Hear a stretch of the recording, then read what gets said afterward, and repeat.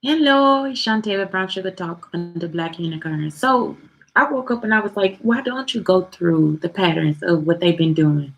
Because they keep continuing the pattern. So this is what I was thinking. I'm like, I'm gonna go through the abuse because some people like to say it's part of your environment or that's how you grew up, or they'll try to make all these excuses as to why they had a reason to touch you, why they had a reason to hurt you in some kind of way. And it really is no excuse. Sometimes kids, I think, is a learned behavior, going back and forth, all this different stuff. That's why I just turn it in. Nothing else, okay? But what I'm saying is that somebody would try to say this is a pattern of abuse. It's a pattern of abuse. At some point, I think when I was younger, I got upset because we used to like play around and stuff like that. When I got old and I thought about it, I was like, whatever. Because it was like guys my age, and we was like at the time with hormones, all this different stuff. So even though it hurt me, it was just like when I thought about it, I'm like,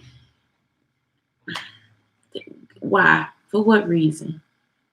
So the times that I was molested, and this is when I was on the phone with Cecil Hall. I was molested by my stepdad's coworker, and he tried to molest my sister after that. So now y'all see I'm already on high alert. He was trying to molest my sister at a pool party that was given by, they'll call it Famous Bar. Now it's called Macy's. It was a pool party out here in Fairview Heights. Okay. Nobody knew about it. I only told Cecil about it, I think. And I felt really bad about it because I didn't want the guy to touch my sister. I took her to the bathroom. He had already been touching me in the pool. When I got to the bathroom, he wanted to touch my sister. I was like, no, just no, you could just touch me. And he left. That's what happened. Okay. I never told my parents. I never told it just never fazed me just because it was so much abuse already going on in the family. You see what I'm saying? And if you say something, somebody gonna say you lying, don't be around them. They don't ever do anything where it's like a total punishment for this person, okay? So then one night I wrote the letter and I was telling my mom I had been used and I was abused and all this different stuff. I was telling her all about the abuse. And she told me, and I told her, I broke down in like Walmart and she was telling me, don't, you know, she just hugged me. Like that was like, she actually did console me at that time. She consoled me and she just kind of like pushed it off. She didn't say anything about, now at that time, because I would be thinking because I've been hurt by her that she would have said that if something was wrong with me. And at that time, she didn't say that. She just hugged me, and maybe it was because we was in a public place. She was like, she was strict, but she was open and she was honest with me about stuff. So it wasn't like she was just like at that time it was awful because she herself went through abuse. My mother was abused. Her first was like she was abused by my grandmother. She was abused by her first husband.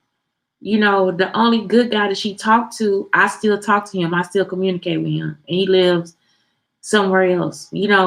But I still communicate with him. I consider him more my father than my father because he actually will listen sometimes. He actually will call and talk to me in good spirit. It's just something about me and his relationship, our connection.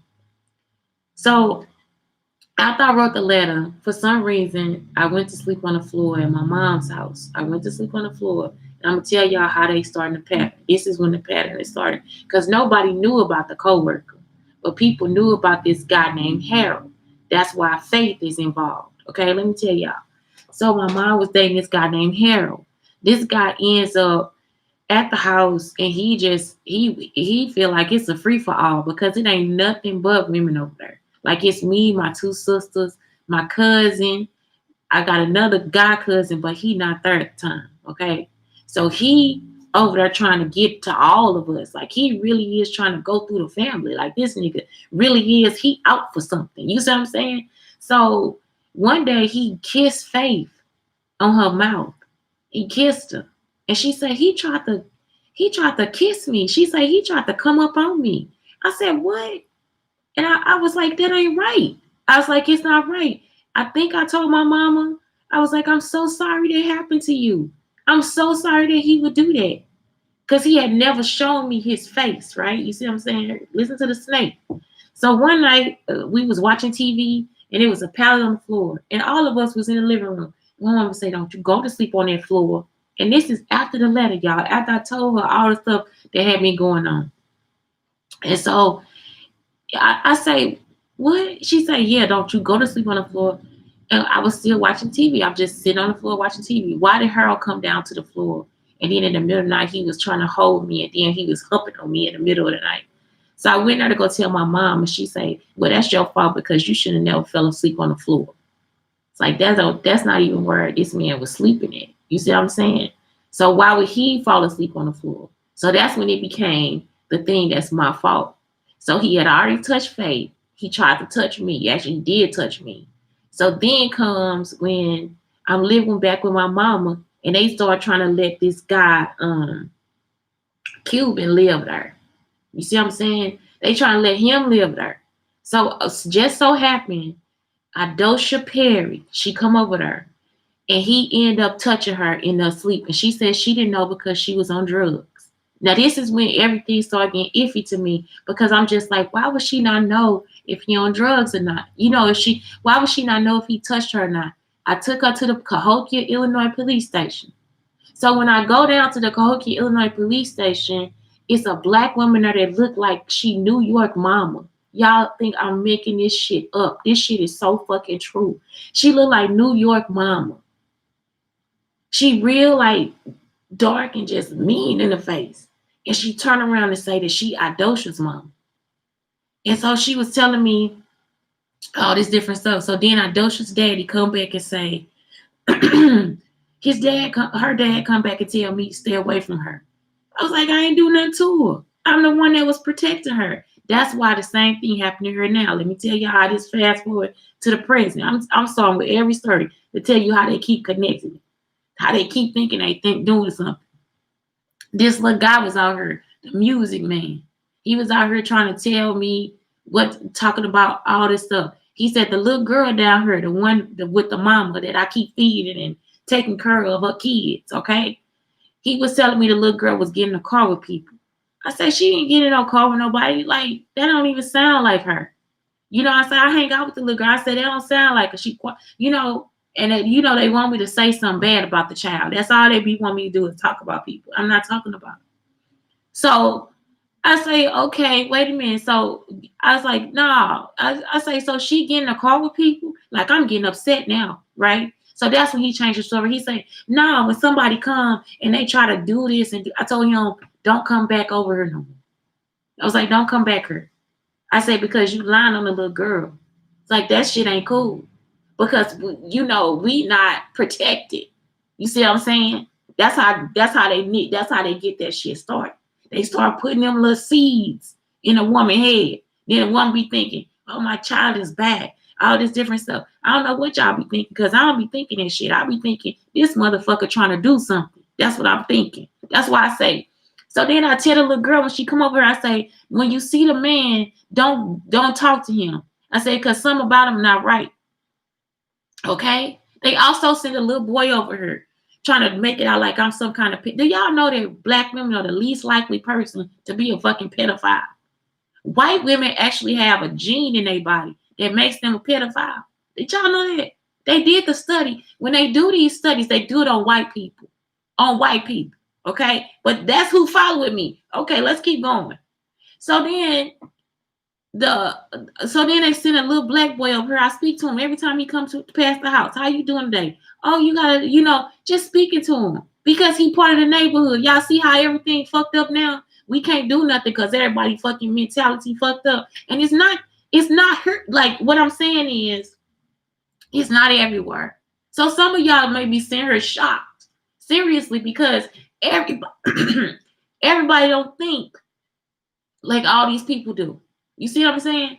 So the little boy gonna come over here and say, can I use your bathroom? I said, no. I said, because that would require you going in my house. He said, no, can I go up to your bedroom?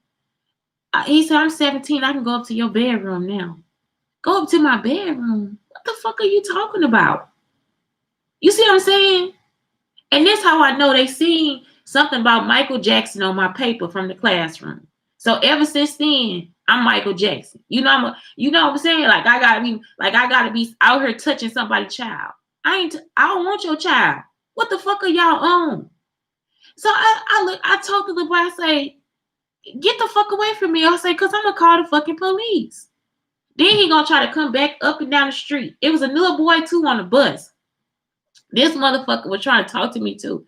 I sit next to him like a dummy, y'all. I'm actually sitting next to him talking to him. He said, yeah, but I want to, he probably like 17, 8, again, another child. He like, yeah, I just want to have sex with you. I just want to do this. I just want to. I'm like, nigga, I don't know you. I said, no. I got uncomfortable. I sat up out of my seat. I'm like, no, this ain't finna happen. Like, I don't know what the fuck wrong with you.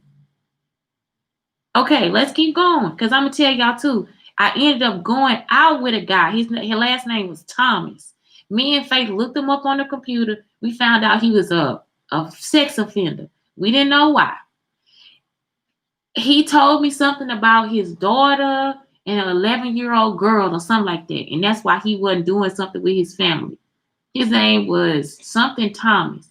He lived next to a friend of mine's house in Cahokia with this woman. But when we looked him up as a sex offender, we found him in Missouri. When we looked him up, it wasn't in Illinois. Do y'all see what I'm saying? So one day he would always say he at my school. It was just something strange about this man. So me and Faith looked him up, whatever. Anyway, we found him. We went to go see if he lived at the address. Come to find out, he don't live in St. Louis at the address that's on the registered account. He actually lived in Cahokia, Illinois. He actually lives in Cahokia, Illinois, and he should be a registered sex offender in Illinois as well, right? Y'all see what they doing? Okay, let me keep going. So then I start college. I go out with a Covington. Y'all know I don't care about money, and I'm telling you, Rita Odemero, she'll say it. They used to ask when some guy come over there, how much money you make? What kind of money you make? What kind of job you got? This, that, and the other. And I'm like, y'all, it's so much more to a person than their money. And that's what I'm really trying to tell you. Like, it's like, once you've been around a person with money, they ain't no different than a person that's broke. The only thing is, a person that's broke is really just still trying to get to the money. But if y'all actually sit down and chill and don't think about the finances, it ain't no difference. It really ain't no difference. You can have a lazy rich motherfucker and you can have a lazy broke motherfucker. You can have a hardworking broke motherfucker and a hardworking rich motherfucker. Either way, you see what I'm saying? It's a person. Either way, that person got feelings and goals and dreams and all kinds of stuff. What they do outside of their time, that's what that's based on. You see what I'm saying? Don't none of this shit be based on money. And that's what I was trying to tell her. Just because we had been, like, I had traveled so much and I've been around rich kids and poor kids and everybody got the same fucking problems. I've been around ugly girls and pretty girls and they got the same fucking problems. I've been around light-skinned women and dark-skinned women and y'all really do have the same fucking problems. Like, y'all gonna see the world according to your eyes. You're not gonna see the world according to somebody else's eyes because most people don't want to walk in other people's shoes. Most people just want to observe and talk about you and how bad you're doing and how you're not doing this and how you got to do this right. People are people. People are fucking people. It don't matter. And I know I got the same mentality. I don't want my son growing up poor. I don't want my son growing up in any conditions. The same police officer that'll kill your child in the hood will be the same motherfucker that'll kill them when they rich. Y'all understand what I'm saying? So we got a real fucking problem. It ain't nothing right now that money can solve. The only thing that this can solve is if people actually start to really realize that they have a fucking problem. That they themselves have issues with abuse. And so we still sitting up here. I'm telling y'all, we constantly fighting. Even me, I still try to get the people off my back because of the religion. Because that didn't fuck y'all whole head up. That's the first fuck up. The second thing is it's been now passed down from generation to generation. They put it in church. They put it as commonplace in our homes, in our hearts, in our minds. They fed it to us. We eating this shit. Like we are morally incorrect. And we are actually morally correct. When I go through my life, through my history, and I think about the shit that people do and what color they were, you start to realize, nah, that's just been across the fucking board. Ain't nobody really better than the other person. Okay, so let's keep going. So now I go on a date with this guy. He was like, yeah, Fairview Heights. We go on a date. We got to eat. I think we went to go see a movie, and I went over to his house to like just stay, you know. And like I said, at that time, I really didn't have problems with boys like trying to rape me. And plus, it wasn't in my mind. And I want to be off campus. That's the reasons why I'm going. And really, I shouldn't even be saying that, but I'm gonna tell y'all, that was why I went over there. So I go over there and he raped me. And I thought, well, I never stay at another boy's house because he'll rape me. By this time, by that time, I was in a relationship for like 2 or 3 years. I was in a relationship with Kunta. So I'm in that relationship with him. And so, like I said, we virgins. Like, you know, basically, we don't sleep together. We don't sleep. We don't sleep. We don't have sex. We just sleep together in the same bed. And again, like in that time, we waited a year before we had sex the first time. And then after that, that was it. Like, you know, so by that time, he started doing what he was doing. And this other guy found interest in me. That's when all this stuff started. So that can't nobody be on the campus. She a hoe. She this, she that. Y'all see why? Because I had a boyfriend. This is when the girls used to come up to me because they wanted Kunta because he was now when he started going into being a fraternity brother, alpha. That's when they started coming to me telling me I didn't need a boyfriend. I was so ugly. I was doing this. I was doing that. And I wasn't even doing, like, I'm just walking. I'm talking about just walking, just like now, just walking. Okay. At that time, I had a roommate too. She lied and told the people at the office that I stole her jeans. I ain't never stolen nothing from her. They was my jeans. They were brand new. I don't steal, you know. So she went and told and I worked for the office. The um I worked for the housing office. So the guy called me and I was like, I don't steal, you know, I ain't take nothing from her. She was trying to get out of being my roommate.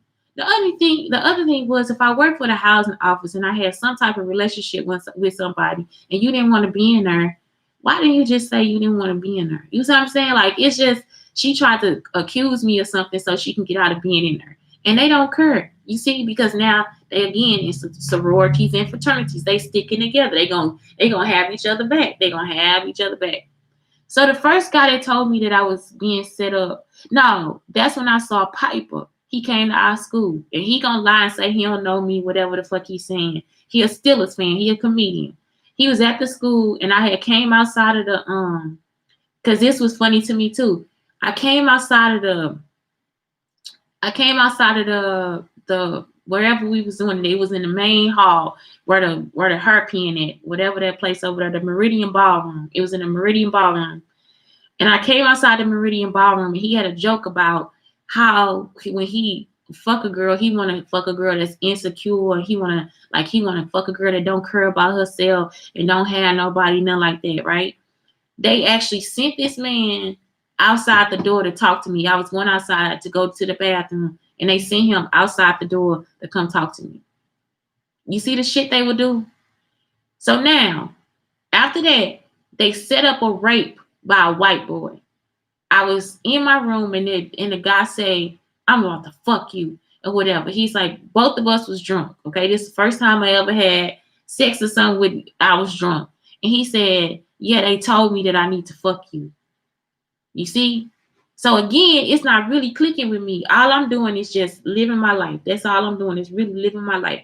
Okay? So they set up the rape. And then this the part he said, I feel so bad. He was like, I'm gonna take care of you later.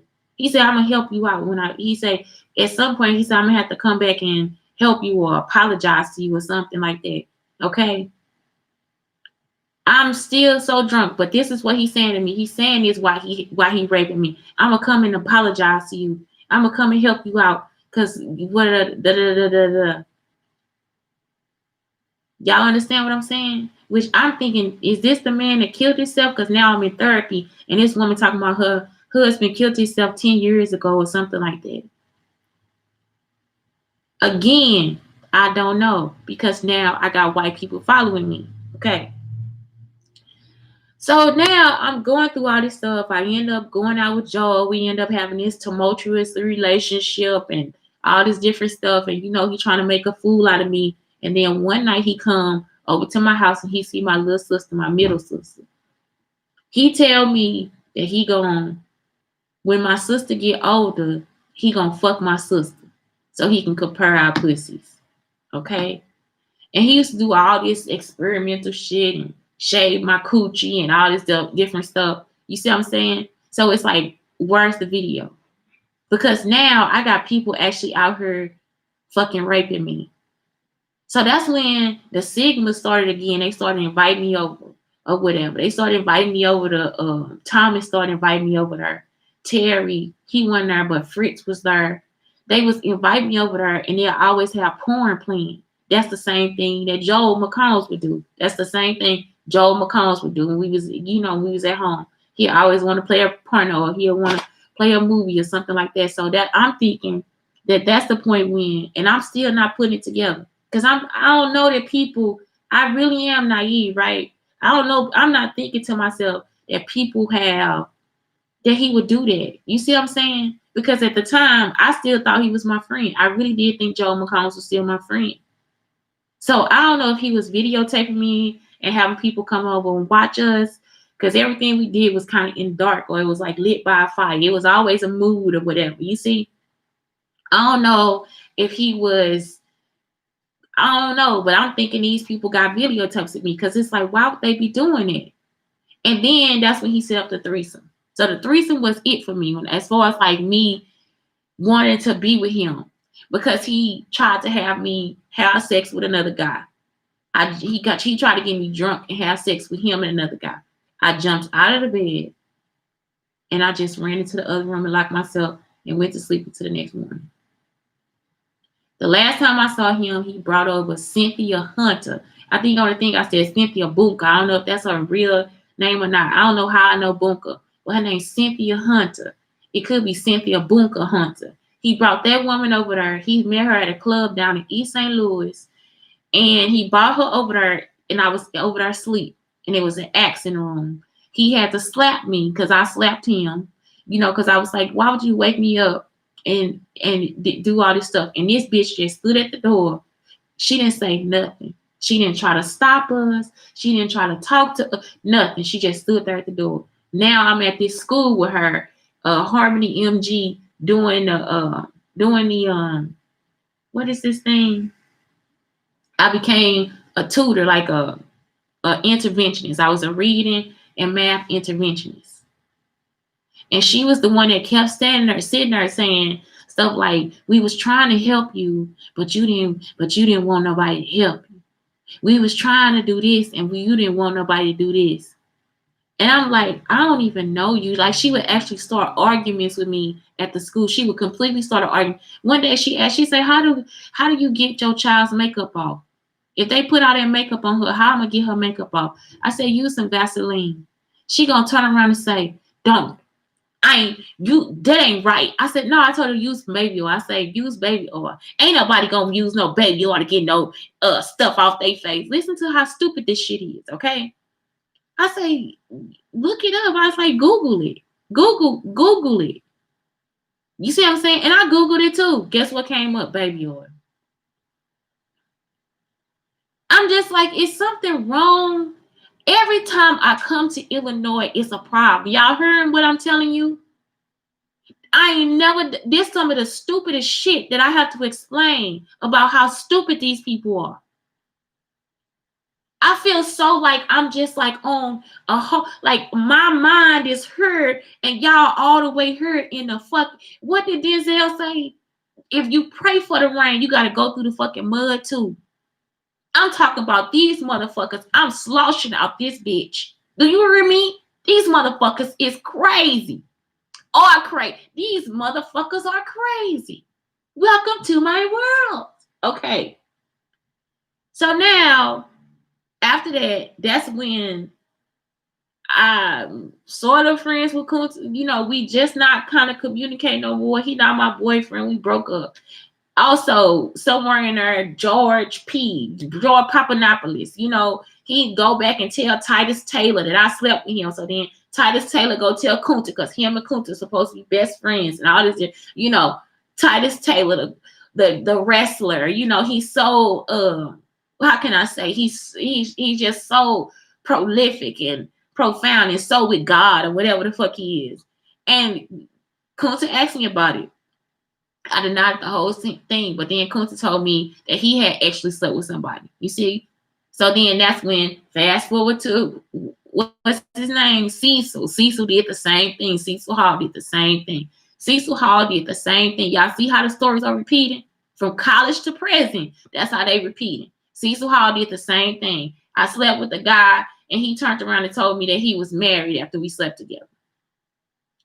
You see what I'm saying? Same thing. The same, it's just the same stories being repeated.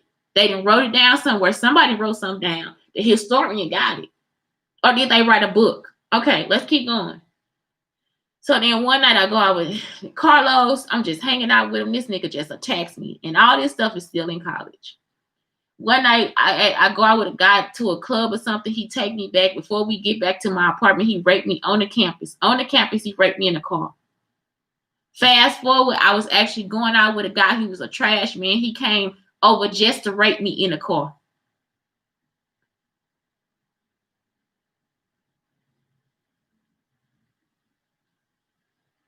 Okay. Y'all see? You see what I'm saying? Raped in a car. What year was that? And that was before my child. Raped in a car in Plano, Texas by the mall. I was living in Plano, Texas by the mall with the guy, with the millionaire guy.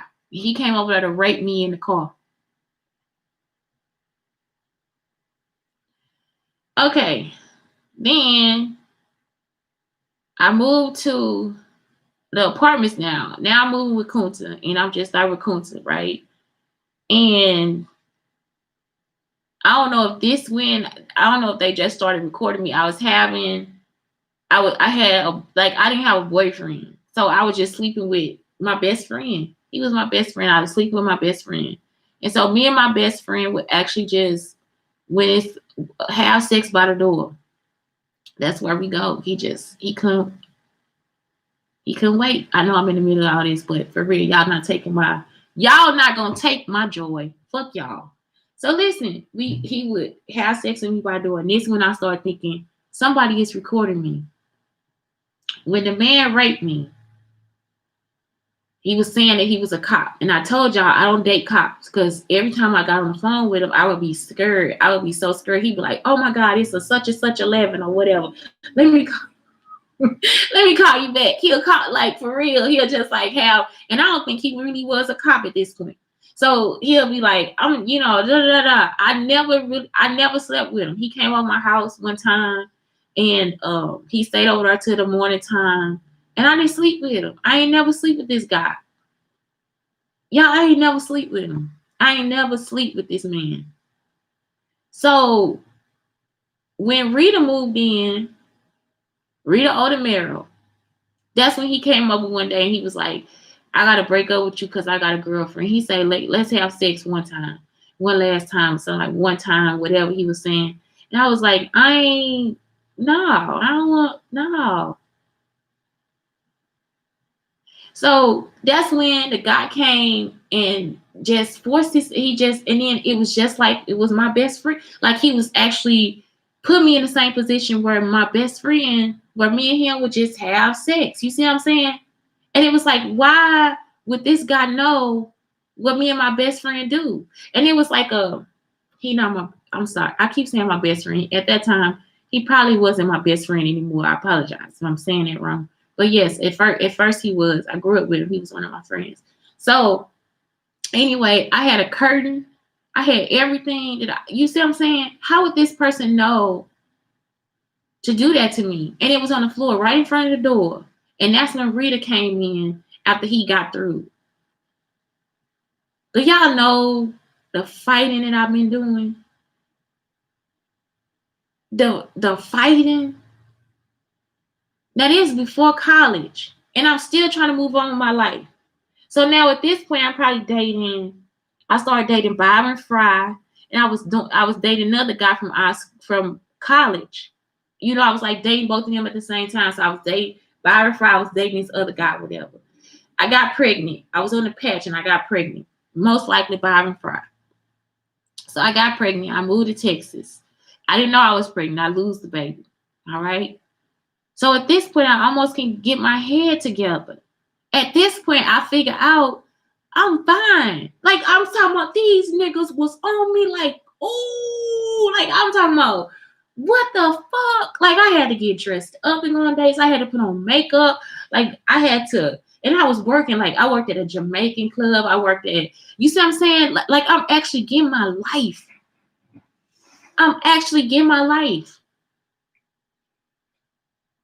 I'm talking about, I'm actually like going out. These men are actually like talking to me and opening doors and, you know, calling me and wanting to see me and different. So I was like, it was in New York and Washington, D.C. too. I'm telling you, like even before, because I had just went there before the 9/11, right? So again, I was just like, I didn't even know I was pretty, y'all, because they had put me through so much shit. I was so fucking depressed. I used to call my mom and be like, I'm so depressed. I used to have to call my mom. I was just calling and cry. I'm so depressed. And I didn't tell her what was going on. I'm just steady. I'm so depressed. Like every fucking time, I didn't feel like my life was worth anything. Some days I walk in the cold and hope that one of the fucking cars hit me.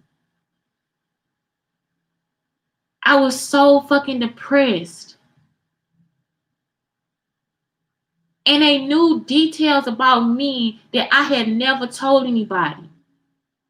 I wasn't going around telling anybody until I started trying to figure it out.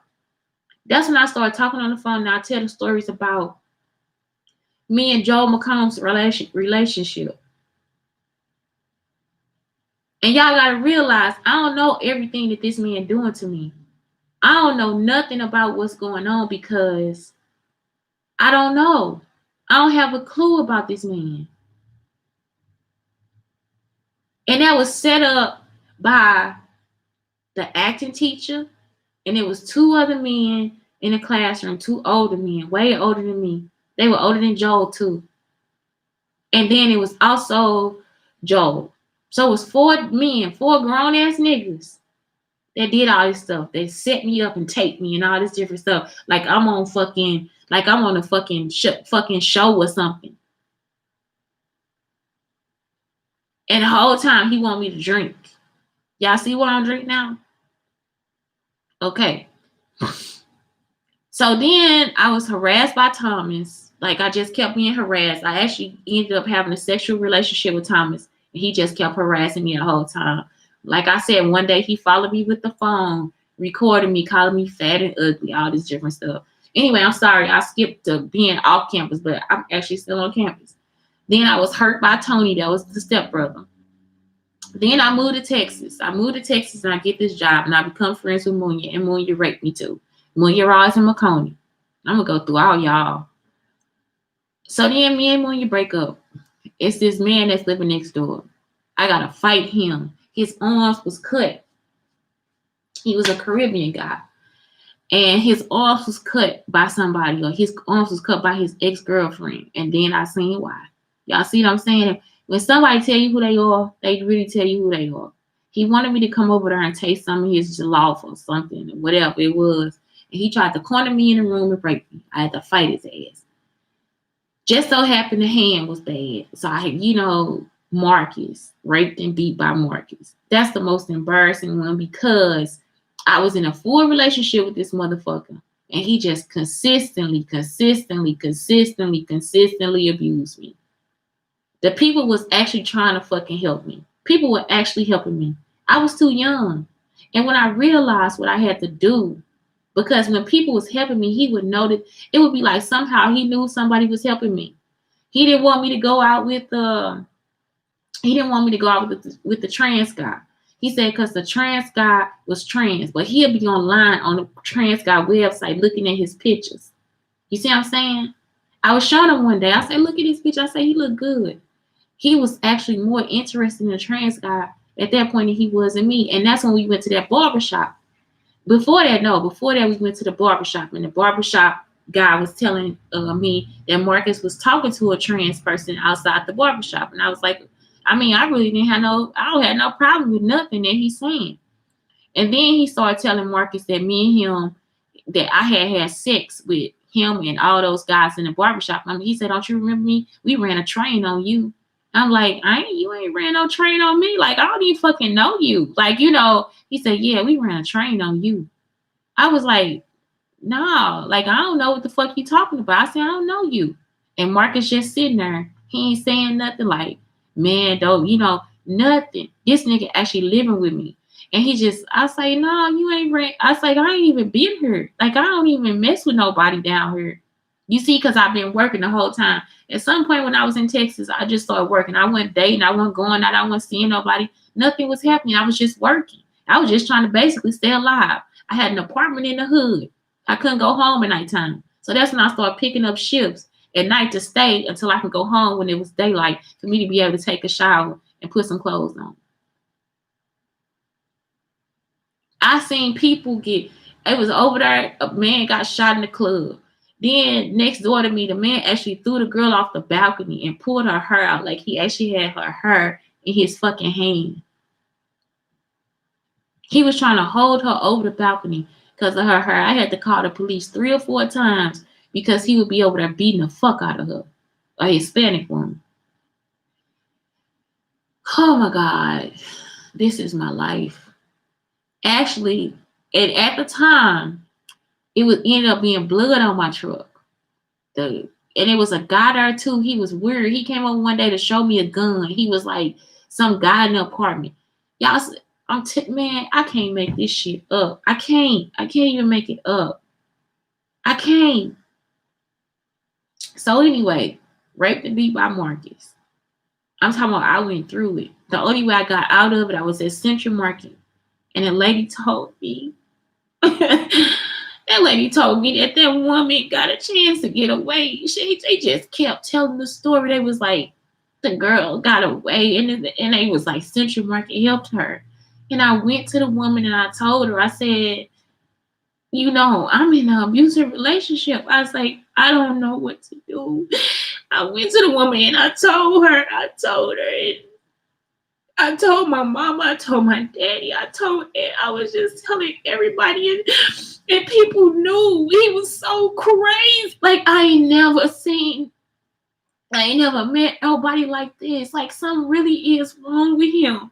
Something is wrong with him. And I just kept telling people, and that's all I wanted was some fucking help.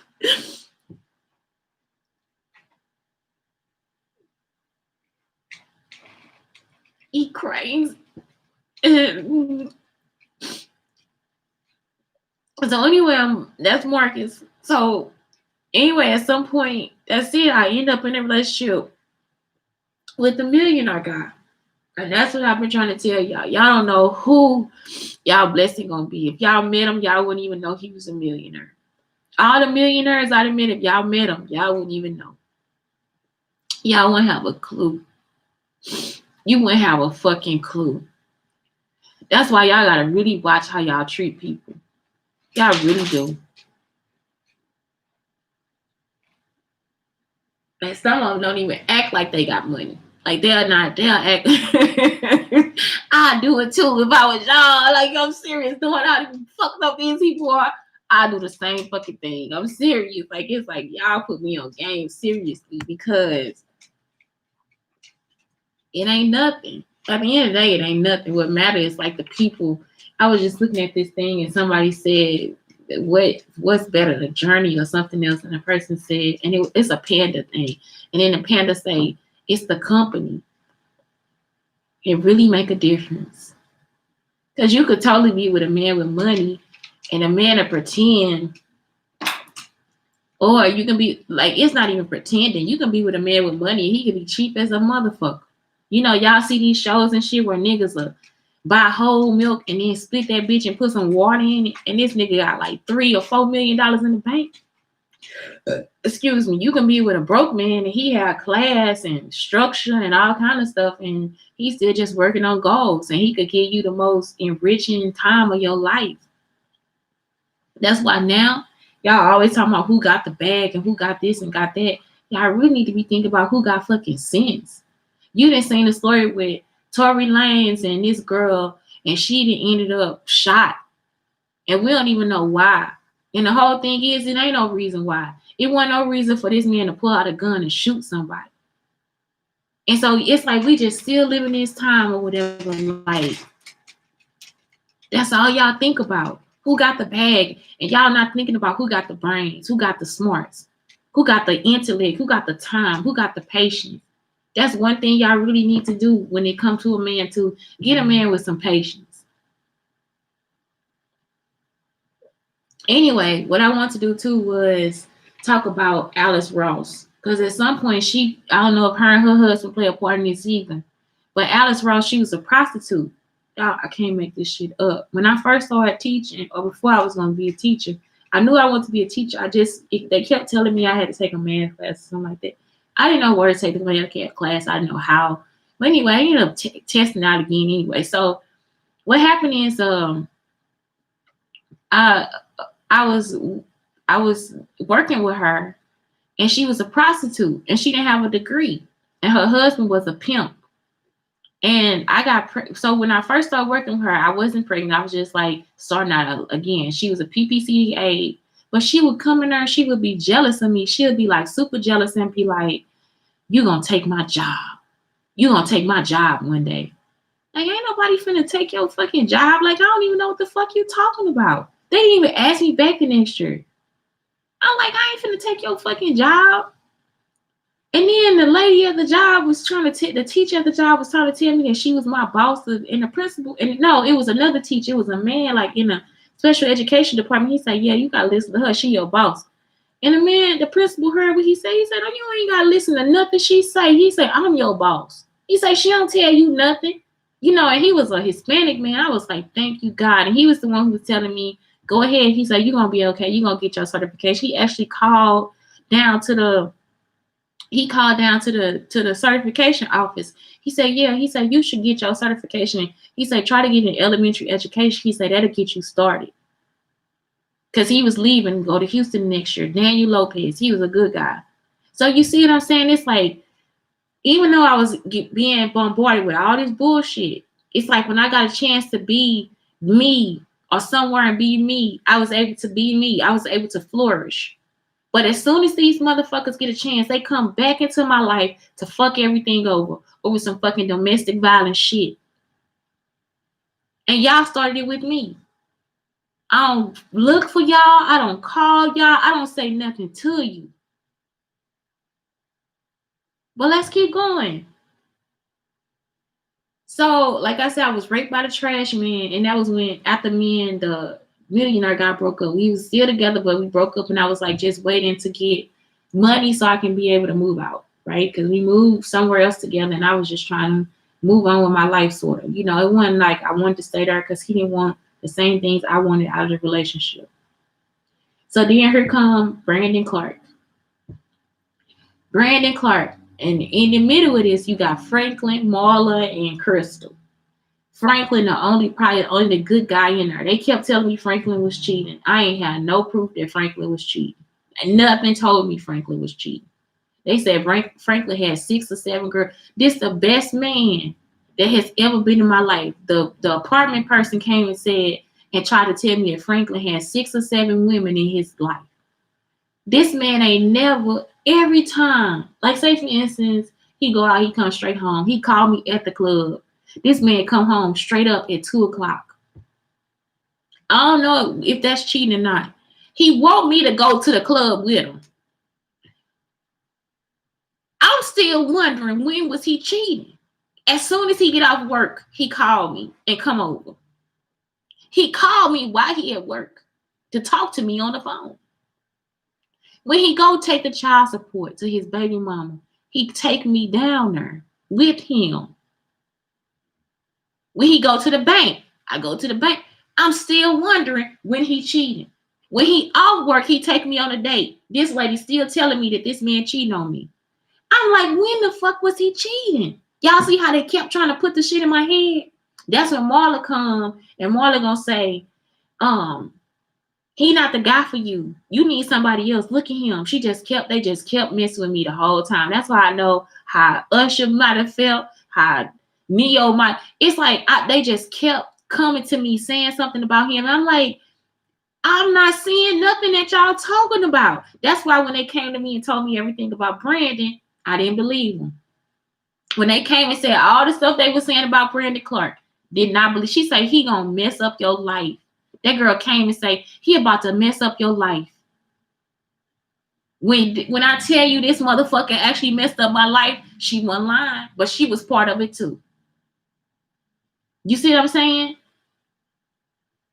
That man actually fucking messed up my fucking life. They done stole my computer. They done stole my phones. They done stole all this shit to stay connected to me. Right now, this is my worst fear. I'm only talking to whoever stole the shit from me. I'm still in the abuse. And you know that by yesterday because me and my son that went down here, she repeating everything from the fight that I had with my cousin. But don't nobody understand. And somehow in the middle of all this, I'm in movies, my voice is being heard, all my words are somewhere else. I'm hearing myself on TV, the words that I said that have been given to other people. None of this was for somebody to do because all of it was illegal. All I needed was to get away from the motherfucker. And just like I told Cricket, Dejanay James, your mother, Danielle Prue, knew that the man was beating me because we called her in December for the rent. She then told me that Randy, her husband, had taken her money and left, and she didn't have anything. Again, 2005. It's 2005, December 2005.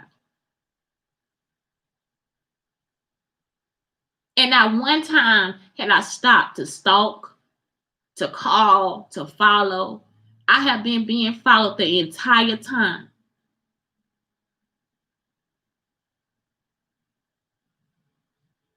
I can't breathe. Next. Now this when it started getting crazy. I'm in this relationship with this man. He an older guy. This when all this attacking shit started get crazy. So I'm in a relationship with him. And I'm talking about, man, for real, good sex. It was good sex. And one day he just had to rape me. He had to try to rape me. He tried to rape me. I put his ass out. I was like, no, you got to fucking go. My son actually came in the room. I'm not lying. I'm not trying to be Taraji P. Henson. I'm not trying to reenact scenes from a show. No, this motherfucker was gonna rape me in front of my son. I say my son right there. This motherfucker was gonna rape me in front of my fucking son. I had to make him walk the fuck home.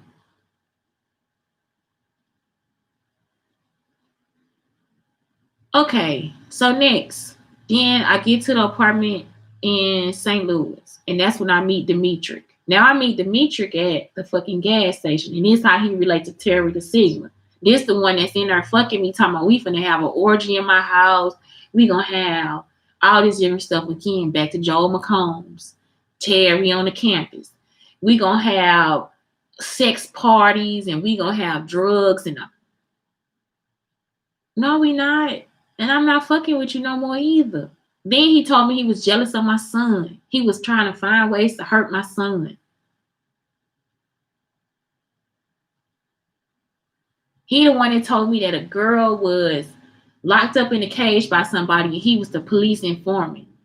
They put a white girl, he had a girl over his house, white girl, and he actually put her inside of a cage. And he was supposed to be a witness for everything that was going on. He was the person that they was sending to the jail to do this stuff. So today he fixed my car. He helped me fix my car. I fixed my car because I changed it better. He didn't do nothing. I think he even stole my tires one day too. But at this point, after he raped me, I was pregnant and I didn't know. I was out of my fucking mind. I was starting to have the PTSD and anxiety stuff going on. And he would come knock on the door in the middle of the night and my dumb ass would let him in. I was asleep. I would let him in. I wake up, he there.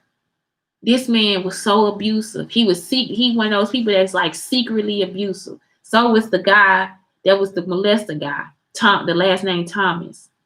He was abusive like that too. They'll be secret, like they'll be trying to sneak and hurt your child. You see what I'm saying? Y'all gotta watch out for that shit too. He'll try to sneak it in there, like he'll try to hit him or do something to him or whatever. He'll try to hurt him in some kind of way. And so you have to watch that shit. And he the one that said it. He said, "Yeah, I'm jealous of your son. He raped me. That's who I got pregnant by." At the same time, I was talking to about the same time. It wasn't at the same time, but I was talking to T. What's his name? Oh my God, he lived in Centerville, and he was trying to run me through game too. He used to work with me at Olive Garden, and my daddy told me don't go out with him no more. All this different stuff because he was an asshole. Y'all see how they man? It's just so much. So now I get pregnant by Demetric. I don't know I'm pregnant. One day I fall out when I'm trying to work out at work with Foster. He could try to call himself Yamez. He tried to make it sound, nigga, you from the projects, Foster. So he gonna come and I passed out with him. Anyway, I end up losing the baby, losing my job, losing everything. These kids writing these damn letters. So now here comes what's his name? Antoine Noel. I get to the house, he in Belleville, Illinois. He raped me. He just jumped on top of me and started mushing me into the couch. I'm like, when do this shit end? And I'm actually in. Now I'm in the fog. I'm in straight up fog at this point. When he raped me, I'm in fog. Munya kept coming down there and Munya had something to do. Munya said, yeah, I'm going to tell them how to get you. I'm going to tell them how to get you. Y'all ain't never done nothing to this man in my life. I ain't had no ill will towards him. I'm talking about nothing. I don't have time to. This whole time. And that was the other email that was inside of the phone if y'all stole it when Munya raped me. I was writing Munya to tell him we couldn't be friends no more because of what he did to me. When I had sense. But now I'm in this fog. It's starting to I'm starting to feel like I'm high. Get to this point where all these guys on the phone, I started using dating apps. So all these guys on the phone started trying to talk to me and different stuff. And again, I'm still trying to have a life. Like, I haven't even thought about it. Like, I didn't even think about I had been raped. I didn't think about the attempted rapes. I didn't think about anything the whole time. That's all. I hadn't even thought about it. And so I'm just like, one day I sat down when I was starting to go through the whole fog and the nervous breakdown and stuff. I had to actually sit there and I was sitting there thinking, I've been raped all these times. I've been raped all these times. Like, I'm actually sitting there like, Shantae, it can't be nothing wrong with you. And the whole time I'm still going through anxiety attacks and telling people something not right. I even called my mom. I say, they raped me. I said, they have raped me so many times, And my mama kept trying to make me deny that they did anything to me. And I'm like, why do y'all keep trying to make me feel like I did something wrong? Like, everybody is around me. Everybody chattering and talking to me and telling me all this different shit. These people actually have been raping me. Like, they have actually been raping me. And I haven't even done anything to them. Some of these men, I help them get jobs. I help them fill out their resume. I help them bump up their resume. I did all this stuff, same stuff as Cecil. I help them move. I help them live with me. I help all this shit. And these niggas will actually turn the fuck around and rape me.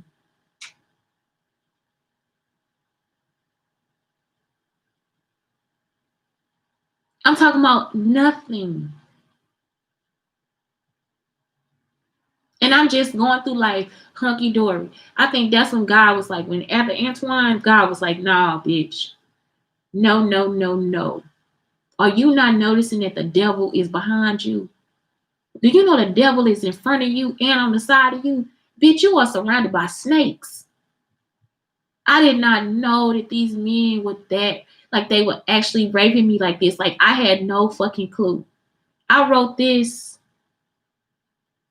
when, I don't know when I wrote this. I wrote this like sometime last year because I was really concerned about myself. I was like, let me write this. I was on the phone with one of the counselors. I said, let me write this down. Even the counselors, I would call the counselors um the crisis hotline counselor in Frisco, Texas. The counselor say, did you know they set you up? Y'all, I'm talking about that's when everything started like coming together.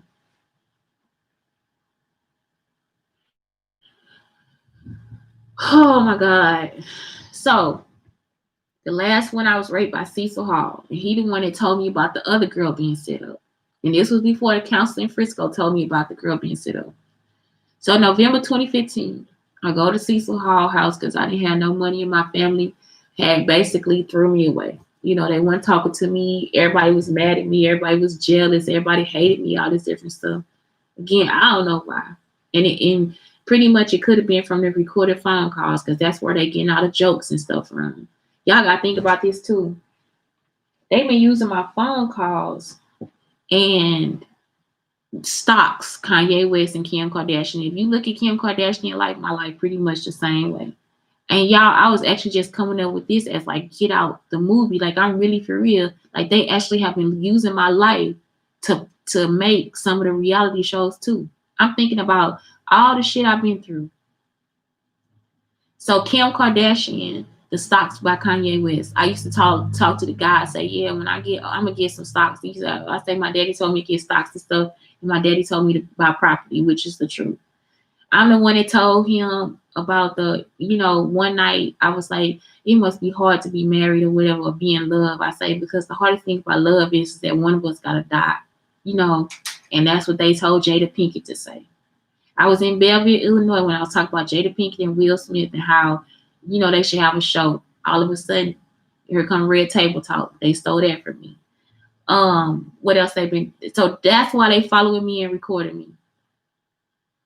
So you see what I'm saying? If I'm not worth anything, if I'm the most worthless bitch out here, why do y'all keep following me? If I'm a crackhead, if I've been on drugs, if I've been drinking too much, if I haven't been taking care of my child, why do y'all keep following me? The strip club by with your boy, the wrestler. What's his name? Not a boxer. That was my idea too. I was like, maybe I should get a strip club. Maybe I should open a what you call it line. At some point, I thought about being a phone sex worker and all this stuff. I'm just on the phone with Eric Henderson talking to him because at that time I ain't had nobody to talk to.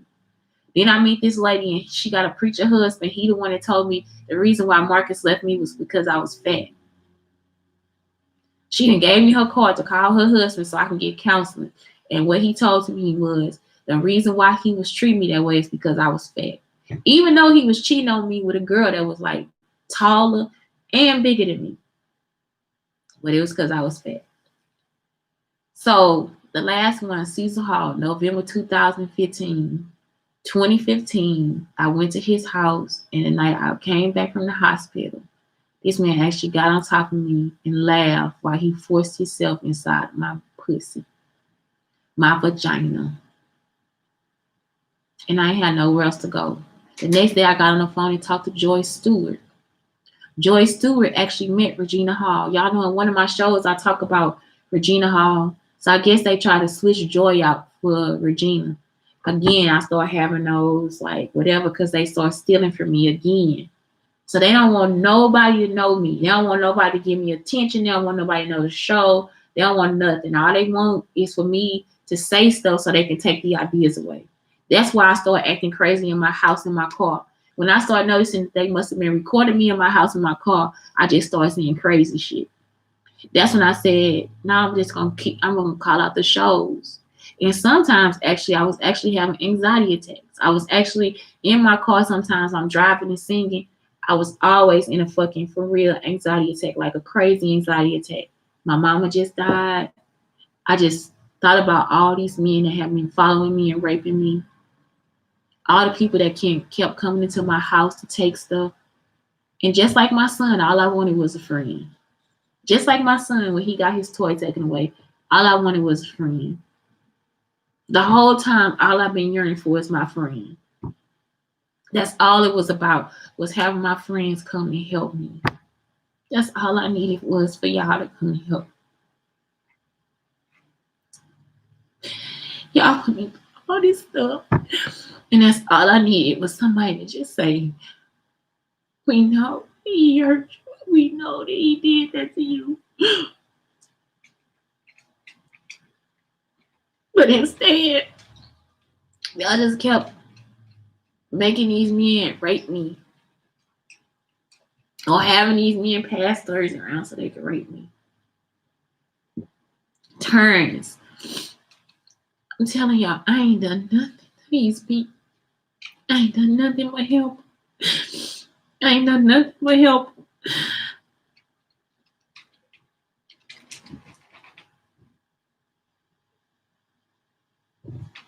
And for me to end up somewhere where y'all feel like I don't have nobody, or I'm supposed to have nothing, and y'all done took everything from me.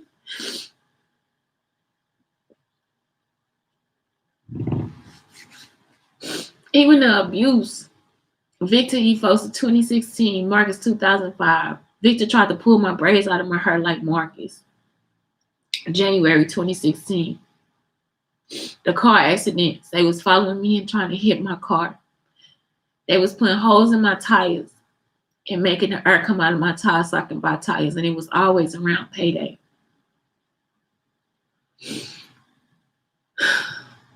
They was hurting my son. My son just told me a story the other day, like maybe two months ago, where they was trying to smother him in school. And nobody even told me they was trying to smother my son. He went to one African school, and the lady had the boy push his head, and it was a cop there, a Dallas police officer, push his head against the table and bust his lip. I don't know what y'all trying to do, but that ain't nothing I'm trying to do.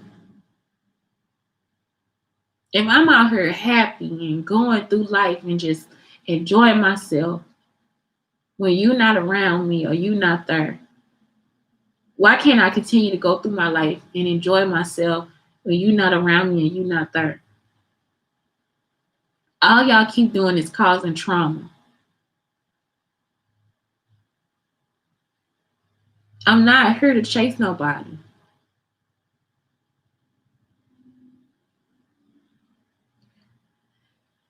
Anyway, Shantae, Brown Sugar Talk, and the Black Unicorn is telling you, just, man, like, y'all,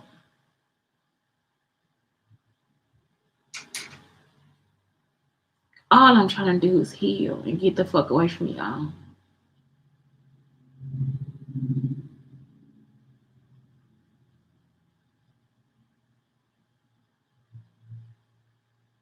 I don't know what y'all got me into. And I don't know how the fuck I'm gonna get out. And this is serious. That's the most serious shit I can ever fucking tell you.